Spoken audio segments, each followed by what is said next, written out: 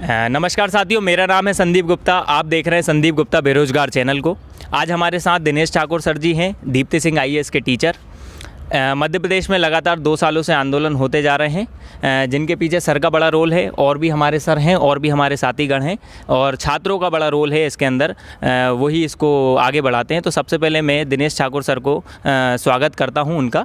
Sir, स्वागत है आपका। धन्यवाद आपका। और सबसे बड़ी बात यह है कि पहले आपका भी धन्यवाद इसलिए करना चाहूँगा क्योंकि बेरोजगारों की आवाज़ जनरली कोई उठाता नहीं है, और आप जैसे यूट्यूबर अगर इसको आगे बढ़ा रहे हैं तो सबसे बड़ी बात तो आप बधाई के पात्र हैं। और इस मुहिम को सरकार तक और जनता तक पहुंचाना आप जैसे युवाओं का कार्य होना भी चाहिए। इसी दायित्व को मैं सबके सामने बोलना भी चाहूँगा कि और भी कोई बच्चा है तो इसी मूवमेंट को आप सपोर्ट कर सकते हैं और सर का भी सपोर्ट कर सकते हैं। इस चैनल के माध्यम से इनसे लगातार जुड़े रहिएगा, ताकि ये जो अंदर की बातें कई बार मीडिया नहीं बताता है, लेकिन आप जैसे लोग उसको बाहर निकाल पाते हैं, तो बच्चे आपसे जुड़े रहें। जी, तो सर मेरा आपसे पहला सवाल ये है कि आप ये जो इतना सारे आंदोलन जो करना चाह रहे हैं, बच्चों को इतना ज़्यादा संगठित करते हैं आप, तो आपके इसके पीछे मेन मकसद क्या है सर आपका? तो ये हमको क्लियरली छात्रों को आप इसके माध्यम से हमें बताएं कि मेन मकसद क्या है आपका। देखो क्या होता है कि जब कोई सिस्टम है, जैसे सिस्टम से सरकार की बात करें तो वो हमारे लिए हमारे को कुछ मौलिक अधिकार या कुछ हमको राइट्स दिए गए हैं। जब उनका हनन होने लगे तो कई छात्र छात्राएँ ऐसे होते हैं जिनको अपने राइट्स के बारे में पता ही नहीं होता है। मैं एग्जांपल केवल और केवल पीबी के छात्रों का नहीं देना चाहता हूँ, मैं पीएससी वाले बच्चों का भी देना चाहता हूँ कि कई चीज़ें ऐसी है जब बहुत देर तक आपको न्याय ना मिले तो वो भी एक प्रकार से आपके मौलिक अधिकार का हनन ही होता है। यानी कि कई सारे केस पेंडिंग पड़े हुए हैं। या फिर रोज़गार एक जब मुद्दा है कि रोज़गार आपको देना पड़ेगा। सरकार अगर आप चुनी है, किसी व्यक्ति ने सोच समझ के आपको वोट दिया है, तो वो चाहता है कि उनके लिए रोज़गार मिले ताकि घर का पालन पोषण हो सके। तो बच्चों को अंदर क्या है सर कि अभी हमने एक चीज़ देखी है कि इनके अंदर अवेयरनेस नहीं है।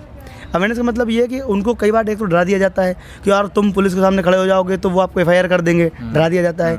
या आंदोलन में जाओगे तो आपके साथ समस्या हो जाएगी, आपको ज्वाइनिंग नहीं मिल पाएगी। इस प्रकार की जो भ्रांतियाँ हैं उसको दूर करने के लिए हम ये टीम संगठित कर रहे हैं। हमारे ऊपर कई एफआईआर्स हैं, हमारे छात्रों के ऊपर एफआईआर है, लेकिन सबको कुछ नहीं होता क्योंकि ये सिंपल सी एक ऐसी मुचलके पर इसको छोड़ दिया जाता है। क्योंकि ये आपको अगर आंदोलन करना बुरी बात होती तो हमारा देश आज़ाद थोड़ी हो पाता।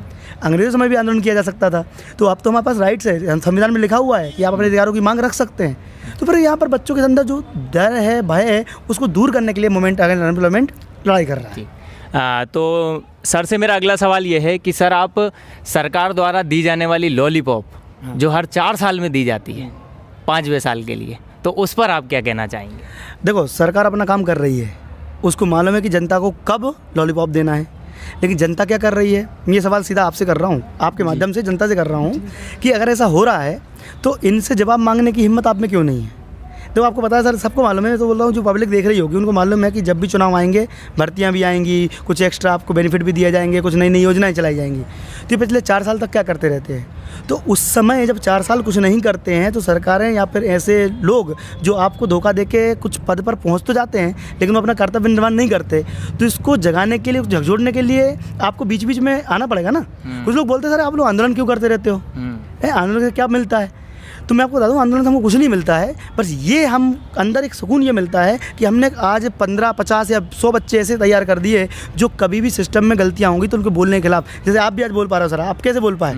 पहले आपको पता ही नहीं होगा कि यार ऐसा हम कर भी सकते हैं, लेकिन आज आप बोल रहे हो, आज हमसे क्वेश्चन पूछ पा रहे हो, इसका मतलब है कि आपके अंदर वो जज्बा आ चुका है कि आप सिस्टम के विरुद्ध, अगर कोई गलत काम कर रहा हो, मैं सिस्टम के विरुद्ध की बात नहीं कर रहा हूँ, जो गलत काम हो रहा है, जो सिस्टम गलत बन रहा है, उसके खिलाफ आप बोल पाओ कम से कम। ये मीडिया का धर्म होना चाहिए। तो बच्चों के साथ हम ये इसलिए करते हैं कि 4 साल का जो लॉलीपॉप है, ये लॉलीपॉप दे ना पाए। अगर आपने बोला है, वादा किया है, तो उसको निभाना पड़ेगा। इसके लिए हम बच्चों को तैयार करें। हाँ, नियमित तौर पर मतलब कि हर वैकेंसी 2 साल में, 3 साल में आनी चाहिए ना। ये 5-5 साल, 8-8 साल क्यों लटक पा रही? क्योंकि आपके अंदर वो क्षमता नहीं है, आपके अंदर वो जागरूकता नहीं है कि आप क्वेश्चन पूछ पाओ जी। तो हम जागरूक कर रहे हैं जी। मेरा अगला सवाल ये है कि सरकार की मोनेटाइजेशन नीति पे 6 लाख करोड़ अंदर करने का प्लान है, प्राइवेटेशन करके हर चीज़ को। कई सारी सरकारी कंपनी है, कई सारे उदाहरण है, मैं एक का भी एग्जाम्पल नहीं दूंगा, सब लोग जानते जी। तो इसमें बेसिकली प्रॉब्लम क्या है छात्रों के लिए जो सरकारी नौकरी की तैयारी कर रहा है, उनके बारे में आप ज़रा बताइए। देखो, अगर आप इसको बड़े तौर पर दिखाया जाएगा जिस तरीके से पेश कर रहे हैं, तो अगर ये बुरा होता तो कर भी नहीं पाते और जनता अभी तक आंदोलित हो चुकी होती। तो हो क्या रहा है कि इसको प्रेजेंट ऐसा किया जा रहा है कि हम बहुत अच्छा कर रहे हैं, जैसे कि अब बहुत बड़ा सा स्टेशन बन गया, बहुत बढ़िया वो MPEB को अब तो सीधे सीधे प्राइवेट कंपनी के हाथ में दे दिया, ये आप बात कर रहे हैं ना। और ऐसा नहीं, हर चीज़ अपना नेटवर्क भी, मोबाइल नेटवर्क हो, सड़क के हों, अरे बस परिवहन आज से 15 साल पहले प्राइवेटाइज हो चुका था। तो चीज़ों को बच्चों को तब समझ में आएगा जिस समय ये कंपनियाँ एक छत्र राज करना शुरू कर देंगी।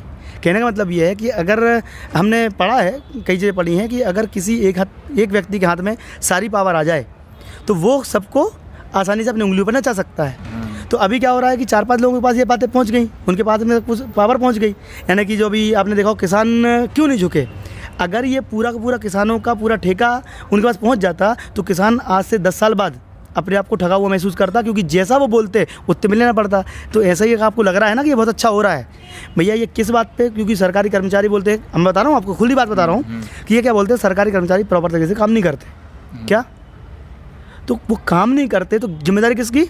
सरकार की होनी चाहिए ना, उसको निकालो। ये नियम ही ऐसे बनाते हैं कि उनको निकाल नहीं पाते हैं। भैया अगर आपने देखा होगा कुछ समय पहले कि भाई स्कूलों में टीचर जो है कई महीनों तक नहीं जा रहा, तो भैया एक्शन लो ना, स्कूलों को दुरुस्त करो। जो रेल टिकट बोलते कि वाह, मतलब बोलते कि वो तो ऊँगते रहते वहाँ पे, ऐसा स्टेटमेंट आया है मंत्रियों का कि ऊँगते रहते, तो रेल को प्राइवेटाइज कर दो तो कम अच्छा काम। भैया उनको ऊँगने का समय तुम दे क्यों रहे हो? कहने का मतलब ये है कि अगर आप सरकार को रेगुलेट नहीं कर पा रहे हो, आप नहीं चला पा रहे हो, तो क्या बोल रहे हैं वो ये बोलते हैं कि हम प्राइवेटाइज़ कर देंगे तो चीज़ें अच्छी चलेंगी। भाई अच्छी चलेंगी, लेकिन आपकी दम नहीं है ना कि अच्छा चलाने की। सरकारी चीज़ों को भी अच्छे चला सकते थे। आप ऐसे नियम बनाओ कि वो काम करे, 10 घंटे 20 घंटे काम करे, समय पर आए, चीज़ें अब चीज़ें मतलब सिस्टम को दुरुस्त करो, ना कि सिस्टम को ख़त्म कर दो। तो मैं ये कहना चाहता हूँ कि प्राइवेटाइजेशन के नाम पर क्या दिखा अच्छा रहा है कि ये हो रहा वो हो रहा है, लेकिन अगर सरकारी कर्मचारियों को प्रॉपर तरीके से नकेल कसी जाए तो ये काम अच्छे तरीके से अभी भी हो सकता है। प्राइवेटाइजेशन तो नहीं पढ़नी चाहिए। तो हाँ, मेरा ये आपका जो सवाल तो रह गया कि जो बच्चे सरकारी नौकरी की तैयारी कर रहे हैं वो फिर कहाँ जाएंगे, क्योंकि प्राइवेटाइजेशन सब कुछ हो जाएगा। तो आपको भी इस मुहिम में शामिल होना चाहिए कि प्राइवेटाइजेशन खत्म करो। आपको लग रहा होगा कि ये बहुत आसान है, ये बहुत मुश्किल है। अगर आप इकट्ठे नहीं होंगे ना तो इतनी आसानी से हटेगा नहीं। तो अभी हम देखें MP में नोटिफिकेशन लाने के लिए आंदोलन, उसके बाद उसका एग्ज़ाम कराने के लिए आंदोलन, फिर उसका रिज़ल्ट लाने के लिए आंदोलन, फिर लास्ट में ज्वाइनिंग के लिए भी आंदोलन।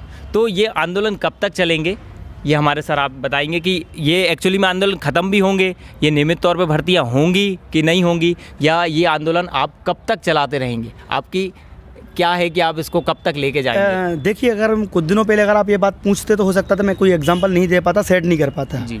लेकिन आज हमारे पास एक किसान आंदोलन की जो जीत है वो एक एग्जांपल हमारे सामने आ चुकी है कि अगर आप संगठित होकर और बहुत सारी तादाद में लोग प्रयास करेंगे ना तो ये चीज़ें क्या होगी, बदलेंगी ज़रूर। सरकार भी झुकेगी और सिस्टम भी बदलेगा। लेकिन अभी क्या हो रहा है सर कि अपन जब भी आंदोलन करते हैं तो पूरे MP में अगर आप एग्जाम्पल लें तो पुलिस वाले बच्चों ने 12.5 लाख लोगों ने फॉर्म भरे। बट जब हमने आंदोलन किया था, आप भी थे उस दिन भोपाल में, कितने बच्चे? 3000 बच्चे जी। तो 3000 और 12 लाख में अंतर नहीं है? बहुत अंतर है जी। कहने का मतलब ये है सर कि आंदोलन तो कल थम जाए, हम आंदोलन करना बंद ही कर दें अगर चीज़ें प्रॉपर तरीके से चलने लगे। लेकिन ये तब हो पाएगा जब सिस्टम को डर लगेगा आप जैसे युवाओं से, आप जैसे छात्रों से कि यार आप इस मूवमेंट के साथ जुड़े हुए हैं और आप कभी भी अपने आप को आवाज़ को उठा सकते हो। कहने का मतलब सिर्फ इतना सा है कि अगर ये आंदोलन कब रुक पाएंगे, जब आप एकत्रित होकर बहुत पुरजोर तरीके से सरकार के सामने अपना विरोध प्रदर्शन करोगे। अदरवाइज़ क्या होगा कि हम ये 3000 5000 लोगों के साथ छात्रों आंदोलन करते रहेंगे तो काम नहीं होगा। तो ये युवा संवाद जो हमने आज रखा था वो इसी पर्पज़ से रखा था कि अगला जो आंदोलन होगा वो किसी के भी खिलाफ हो, देखो चाहे शिक्षक भर्ती हो, चाहे पुलिस भर्ती हो, चाहे PSC भर्ती हो, हम जब भी आंदोलन करें तो आपका आह्वान हम 10 दिन पहले कर देते हैं। आपको आके हमारे आंदोलन को सफल बना दो, आपका आंदोलन भी खत्म हो जाएगा और आपका घर का जो ये सिस्टम है ये बदल जाएगा। अच्छा, आगामी भर्ती जैसे पटवारी, सब इंस्पेक्टर और फॉरेस्ट और 1 लाख भर्ती और जिनमें बोला है, जिनमें विभिन्न पद हैं, उनके बारे में आप क्या बोलेंगे कि क्या ये वाकई आएंगी या सिर्फ एक तरीके से ये भी लॉलीपॉप ही है? देखिए, अगर जब क्या होता है कि जब उपचुनाव हुए थे तो 2 घोषणाएं की थी इन्होंने। 22,000 पदों की भर्ती की। 18,000 में 4,000 मिला दे, 22,000 मांगते अपन। 18,000 पदों पर भर्ती की जाएगी पुलिस वालों की। ये क्यों की थी? क्योंकि चुनाव जीतना था। तो जैसा आपने बोला, लॉलीपॉप देने का मतलब जो होता है वो चुनाव जीतने के समय ये काम कर देते हैं। बट होता क्या है कि अभी हमारे कॉन्स्टिट्यूशन में प्रावधान है ही नहीं कि कोई भी नेता अगर कुछ बोल दे तो उस पर सजा हो जाए। समझ रहे हो ना? मतलब घोषणाएं वो कर सकते हैं लेकिन जनता बेवकूफ़ बन जाती है। उनको लगता है यार कि इनने बोल दिया तो हम कर देंगे, तो उनको फिर वो चुन भी लेती है। तो हम ये चाह रहे हैं कि ये जो भर्तियां हैं ये अगर अब नहीं आ रही हैं तो कम से कम चुनाव का जो माहौल रहेगा उस समय हम अपने मोमेंट और आंदोलन के माध्यम से कम सरकार पर ही प्रेशर तो बना पाएँ कि पटवारी भी आ जाए, एसआई भी आ जाए और पीबी की भर्तियाँ नियमित तौर पर चल पाएँ। तो देखो जिस समय जिसको डर लगता है कम से कम उस समय अपन उसको प्रेशर तो दे पाएँ। तो ये चीज़ ज़रूर है कि आ सकती हैं, पॉसिबल तो है क्योंकि मौसम आ गया है, चुनावी मौसम आ गया तो कुछ ना कुछ तो मिलेगा, लेकिन उसमें भी कहीं ऐसा ना हो कि 200-300 आ जाएं। हाँ, तो ये बड़ी बात है कि पता चला 200 कांस्टेबल की भर्ती, 200 एसआई की भर्ती दे दी और शिक्षक भर्ती की 15-50-100 भर्ती दे दी। तो क्या मतलब है? तो हम चाहते हैं कम से कम जो पद हैं अपने आपने बैनर देखा होगा वो बच्चों को दिखाना जरूर, उसमें हमने पूरी चीज़ें दी हुई हैं। हाँ, पूरी चीज़ें आपको दिखाई देंगी कि आपको कितने पद खाली हैं और ये भर्ती कितने पे निकालते हैं। तो हम ये पूरे पुरजोर तरीके से अगले साल जनवरी में मान के चलो कि एक बहुत बड़ा आंदोलन फिर से भोपाल में होगा अगर ये भर्तियाँ दिसंबर में नहीं आती हैं तो। जी, तो साथियों आप समझ लीजिए कि अगर ये भर्तियां नहीं आती हैं तो आपको फिर से जनवरी-फरवरी में आपको तैयार रहना है और सर का और एमपी के सभी छात्रों का और खुद का सपोर्ट करना है। ठीक, तो मेरा अगला सर से सवाल ये है कि सर से मैं पूछना चाह दूँगा कि जो एनआरए की जो बात चली थी तो एनआरए के बारे में सर का क्या कहना है? देखिए एनआरए अगर आप वही बात बोल रहा हूँ सर कि जो ये नीतियाँ बनाते हैं तो उसको बच्चों के सामने या जनता के सामने प्रेजेंट ऐसा करते हैं कि हमने बहुत अच्छा काम कर दिया। ये बताओ सर, अभी बच्चे नॉर्मलाइजेशन परेशान हैं। नॉर्मलाइजेशन क्या होता है आपको पता होना चाहिए कि कोई भी परीक्षा जब होती है बच्चे ज़्यादा होते हैं तो वो एक दिन में परीक्षा ले नहीं पाते, तो ये 10-12 दिन तक करते हैं और नॉर्मलाइजेशन में कई बच्चे जो सक्षम होते हैं वो निकल जाते हैं और जो बच्चे अगर अच्छा कवर नहीं भी करते हैं तो उनके नंबरों में या ये तो चलो कहीं सुनी बात है लेकिन उतार चढ़ाव बच्चों के नंबर में आता है। कई बच्चे बोलते हैं हमको उम्मीद ही नहीं थी इतने नंबर आएंगे, वो कहाँ से गए? बोले नॉर्मलाइजेशन से आ गए। तो घट बढ़ जाता है बहुत ज़्यादा। अब एनआरए जब ये लागू करेंगे तो एनआरए क्या है? एक राष्ट्र एक परीक्षा। तो क्या एक दिन में परीक्षा ले पाएंगे? ये बात भी है, एक दिन में परीक्षा ले पाएंगे? भैया एक दिन परीक्षा नहीं पाएंगे तो फिर ये क्या करेंगे? 50 दिन 100 दिन। अब रेलवे की भर्ती चल रही है, एसएससी की भर्ती चल रही है, महीने भर चलती है। तो ये क्या करेंगे? एनआरए लागू करके क्या करेंगे कि अब उसमें सर देखो बैंकिंग वाले को अलग चीज़ चाहिए पड़ती है, रेल वाले को अलग क्वालिफिकेशन चाहिए पड़ती है, शिक्षक भर्ती वाले को अलग क्वालिफिकेशन चाहिए पड़ती है। आप एक ही परीक्षा से कई सारी परीक्षा कैसे ले सकते हैं? कैसे कर सकते हैं? सही बात। और सीधी बात ये है कि जब अलग अलग परीक्षा कंडक्ट कराते हैं तो पेपर का लेवल अलग लगाता है। अब एनआरए लगा दोगे आप तो एक ही लेवल मतलब एक ही डंडे से सभी प्रकार के पशुओं को हाँकने वाला काम हो जाएगा। बात यह है कि 350 पद के लिए जब ये रिजल्ट घोषित नहीं कर सकते तो इतने लाखों लोगों का पूरे भारत के हिसाब से ये कैसे रिजल्ट शो कर देंगे हर बार? टेक्निकल प्रॉब्लम क्या कि बोले कि अगर हम अभी 1 महीने एग्जाम चलती है तो 4 बार पेपर निरस्त होता है जी। सर पूरे इंडिया का एग्जाम चलेगा तो कितने बार पेपर निरस्त होंगे? यानी कि बच्चा का आना जाना एग्जाम, कई लोग दिमाग ही खराब हो जाता है, मतलब बहुत सारी चीज़ समस्याएं आएंगी। तो टेक्निकल प्रॉब्लम ये है कि इसको कंडक्ट कराना बड़ा मुश्किल पड़ने वाला है। और ये अगर 3-3 महीने एग्जाम लेंगे तो 3 महीने तो एग्जाम हुई, फिर कॉपियाँ चेक हो रही हैं और फिर मतलब चलो कॉपी चेकिंग नहीं भी हुई, रिजल्ट आ भी रहा है तो ऑनलाइन रिजल्ट तो अगले दिन आ जाना चाहिए। अभी पीबी का रिजल्ट कहाँ आ रहा है? सही है, ऑनलाइन थी ना परीक्षा तो अगले दिन आ जाना चाहिए रिजल्ट। सही बात। लेकिन इनमें कई अरे हम तो ये कर रहे हैं वो कर रहे हैं, मतलब कुछ ना कुछ तो करते ही है ना। तो अगर ये करते रहेंगे ऐसा तो रिजल्ट तो कब आएगा? फिर कब ज्वाइनिंग होगी? तब तो बच्चा भूल ही जाता है कई बार। तो मैंने कौन सा एग्जाम दिया था? तो ये कहीं ना कहीं वही पद्धति की तरफ जा रहे हैं जो पहले थी कि यार एग्जाम करा रहे हैं और फिर पूरे एग्जाम को एक साथ ले रहे हैं। और मेरे ख्याल से एवेल्युएशन जो है वो प्रॉपर नहीं हो पाएगा। पहली बात एवेल्युएशन प्रॉपर नहीं हो पाएगा और दूसरा अगर ये एक साथ एग्जाम कंडक्ट नहीं करा पा रहे हैं तो ये कई महीने तक चलाएंगे, नॉर्मलाइजेशन प्रॉब्लम फिर आएगी जी। तो समय के अभाव के कारण मैं सर से सिर्फ एक लास्ट क्वेश्चन पूछना चाहता हूँ, कुछ बोलना चाहता हूँ आप लोगों के लिए भी है ये कि एक आंदोलन बिना संगठन के नहीं चल सकता, उसमें कई लोगों का संगठन होना बहुत ज़रूरी है। तो संगठित होने के लिए सभी छात्र एमपी के क्या करें? तो दिनेश सर आपको बताएंगे कि संगठित हमें क्यों होना है। हालांकि मैंने इस बात को पहले ही डिस्क्राइब कर ही दिया है कि कई बार हमने आंदोलन करे हैं 3000-5000 बच्चों के साथ में करते हैं मान लो, तो वो उसका इम्पैक्ट इतना पड़ता है कि पीबी थोड़ा घबरा जाती है कि वो डेट दे देगी या भर्तियाँ जो नहीं आ रही होती तो उसके लिए सरकार घोषणा कर देगी, इतना तक हो पाता है। लेकिन वो क्या डिले तब भी चलता है। जैसे शिक्षक भर्ती 18 में लाए थे अपन और 18 से लेकर आज तक ज्वाइनिंग के लिए संघर्ष करते करते 2-3 साल खिंच गया। ये क्यों खिंच रहा है? क्योंकि हमारे पास जो तादाद है वो 15% 10% भी नहीं है। अपन चाह रहे हैं कि अगर बच्चे इकट्ठा हो जाता है तो आप अपनी मांग रखो।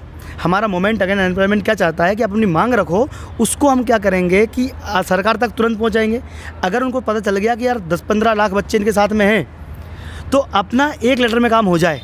इसका मतलब ये कि अगर संगठित हो गए, हमारे साथ एक बार एकजुटता दिखाओगे तो इसके लिए आप फेसबुक सर्च करो, ट्विटर इंस्टाग्राम सर्च करो या आप टेलीग्राम सर्च करो, अपने मोमेंट अगेन अनएम्प्लॉयमेंट के बने हुए हैं चैनल्स, उनको आप ज्वाइन करते जाओ, वहाँ पर सारी इन्फॉर्मेशन मिल जाएगी।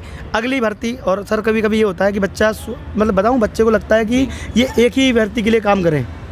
हम ऐसा इसलिए नहीं करते हैं क्योंकि एक भर्ती हो गई तो उसका हम हाथ पे हाथ रख के थोड़ी बैठ जाएंगे। भाई पुलिस वाले के बाद शिक्षक भी चाहिए, शिक्षक के बाद हमको पटवारी भी चाहिए, पटवारी के बाद हमको पीएससी भी चाहिए। तो हम सबके लिए काम करें, तो हर बच्चा ये ना सोचे कि उनके लिए बस काम किया जाए। हम संगठित रूप से काम इसलिए करना चाहते हैं क्योंकि अगर हम इकट्ठे हो गए तो जो आपके काम ये पेंडिंग पड़े रहते हैं ना, वो पेंडिंग नहीं होंगे। आप कई दूसरे राज्यों के आंदोलन उठा के देख लो, जब लाखों बच्चा इकट्ठा हो जाता है ना, तो रातों रात आपके ऑर्डर निकाल दिए जाते हैं। उनको डर तो होना चाहिए ना सर जी। तो हम उस प्रयास में सफल भी हुए हैं सर। हम बता दूं आपको, पारुल भैया भी यहाँ पे खड़े हुए हैं जी। हमने जब ये आंदोलन शुरू किया था सर, 15 से 20 बच्चों के साथ किया था, 15 से 20 बच्चों से शुरू किया था। आज का आप देखा होगा तो कम से कम 1000 से ऊपर बच्चा बैठा हुआ है केवल सुनने के लिए जी। तो ये हमारी सफलता है, जीत है, और हम 1 लाख तक भी ये बात पहुंचाएंगे और 1 करोड़ तक भी पहुंचाएंगे। ये हमारा वादा है। अगर आप इस संगठन से जुड़े रहे तो निश्चित रूप पर आप सफलता मिलेगी, और जितना जल्दी हो सके तभी मिलेगी जब आप इकट्ठे रहें जी। तो ये रहा दिनेश सर जी का इंटरव्यू। इसमें आपको कई सारी आपके जो भी डाउट थे वो तो क्लियर होते ही रहते हैं, साथ ही मेरे माध्यम से और हो चुके हैं। तो अंत में मैं सिर्फ इतना ही कहना चाहूँगा कि प्लीज़ इस वीडियो को ज़्यादा से ज़्यादा शेयर कीजिए और इस मूवमेंट के साथ जुड़िए। एमपी के जितने भी छात्र हैं जो सालों से तैयारी कर रहे हैं, वो इस मूवमेंट के साथ जुड़िए। इसमें सभी का फ़ायदा है, आपका खुद का फ़ायदा है। सबसे पहले व्यक्ति अपना फ़ायदा देखता है, तो इसमें आपका भी फ़ायदा है। आपकी भर्तियां आएंगी, आप तैयारी जिनकी सालों से कर रहे हैं, आपकी नौकरी उसी से लगेगी। और अगर आप ऐसे ही हाथ पे हाथ रखे बैठ जाएंगे तो फिर आपको हर 4 साल में भर्ती मिलेंगी, वो भी कुछ चुनिंदा। तो अंत में मैं सिर्फ इतना ही कहूँगा कि वीडियो को ज़्यादा से ज़्यादा शेयर कीजिए और हमारे चैनल संदीप गुप्ता बेरोजगार को सब्सक्राइब कीजिए जी। धन्यवाद।